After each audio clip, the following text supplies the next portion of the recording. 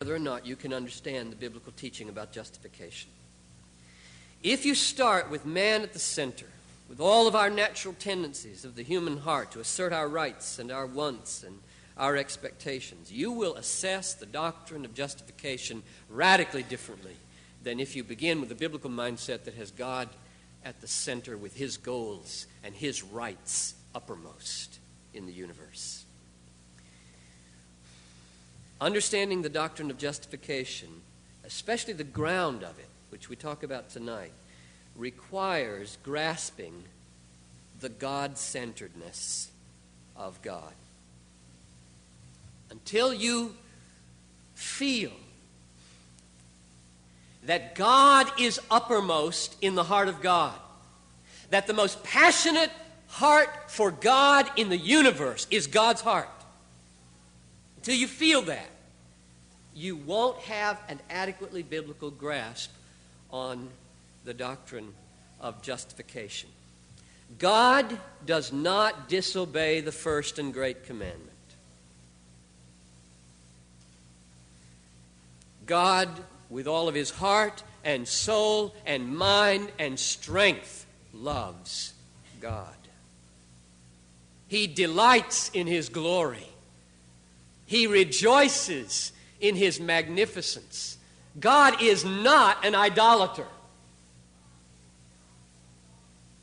And until you grasp that, until that takes hold of you, that God never commits idolatry, God always has himself at the center of his infinitely worshiping heart, you will not be able to make sense out of the doctrine of justification the way the Bible makes sense out of it, and especially its ground in Romans 3. Now, I've been trying to say these kinds of things for about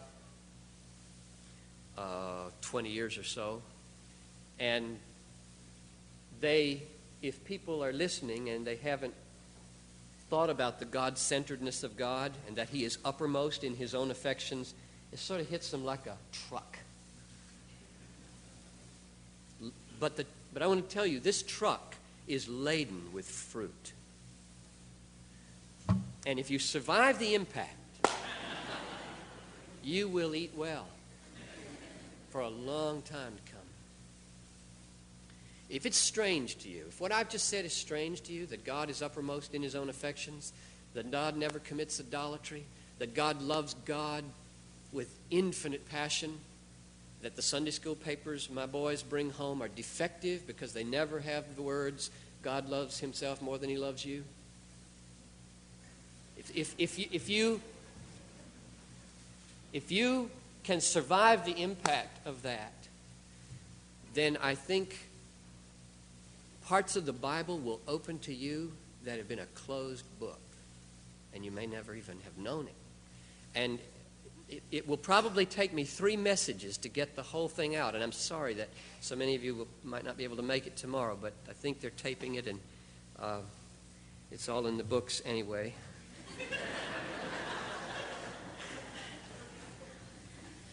Maybe a few different twists here and there.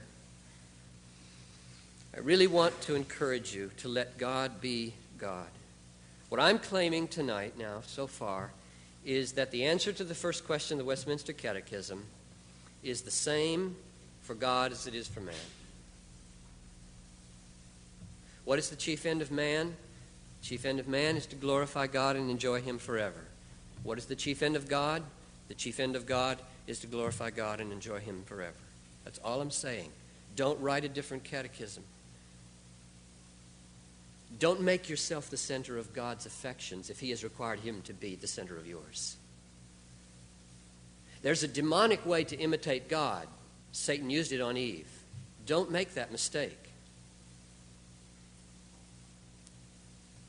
When God lives for his own glory, don't you interpret that to mean, well, we should imitate God, we live for our glory. The way you imitate a God who lives for his glory is to live for his glory. I was just talking with my good friend Virginia Medeiros over supper, and she told me that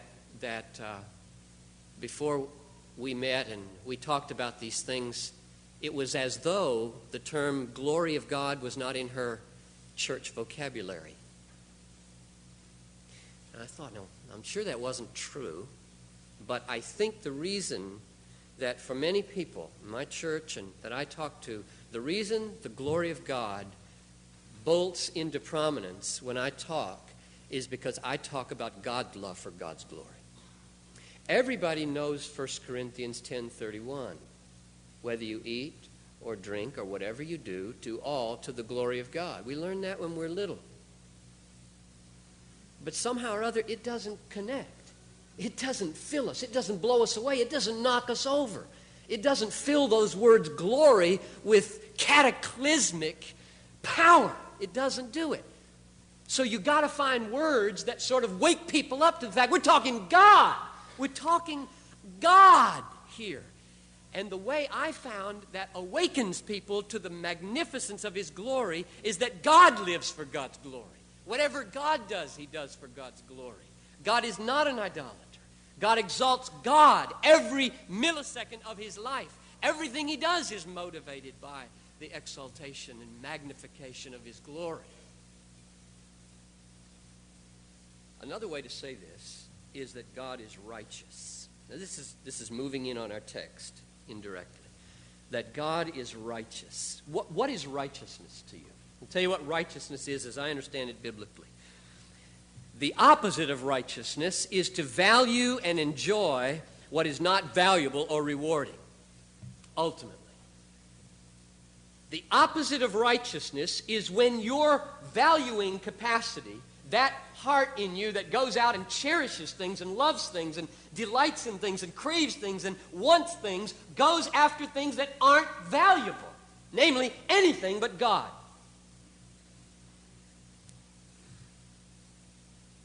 Righteousness is doing what's right, namely craving, delighting in, wanting, cherishing what is valuable and infinitely valuable, God. Therefore, when I say that God is righteous, I mean that God never sets His infinite affections on anything less than what is infinitely valuable. Himself. Now you no doubt, if you're reflective people, and I would think you wouldn't be here unless you are, have questions just popping in your mind about that. I think there's a panel discussion tomorrow, okay? I'll be there. And you may ask any questions you want. But that's what makes you a theologian. You ask questions, and then you reflect. God is righteous means He recognizes, He welcomes, He loves, and He upholds what is of infinite value. His infinite jealousy and energy go out towards what is truly valuable. If His affections swerved onto something less valuable, and He counted that more valuable than what is infinitely valuable, He'd be an unrighteous God. He'd be a liar. He'd be an idolater. And therefore, His infinite affections value what is infinitely valuable. In essence, here's my definition of God's righteousness. It's His passion or His joy or His delight or His commitment, His unwavering allegiance, always to display and uphold the infinite value of His glory. If God ever stopped devoting His infinite energies to upholding the infinite value of His glory, then He would cease to be righteous. Let me illustrate from Isaiah 48, 9 to 11, just to give you a flavor of the dozens and dozens of biblical texts that could be called in to give you this flavor. For my name's sake, I defer my anger. For the sake of my praise, I restrain it for you, that I may not cut you off. Behold, I have refined you, but not like silver. I have tried you in the furnace of affliction for my own sake. For my own sake I do it, for how should my name be profaned? My glory I will not give to another. Now, I hear that, I used to hear this, still do, as 6 hammer blows of God's God-centeredness. God's God-centeredness. Not the church's, not mine, not yours. God's God-centeredness. For my sake, for the sake of my praise.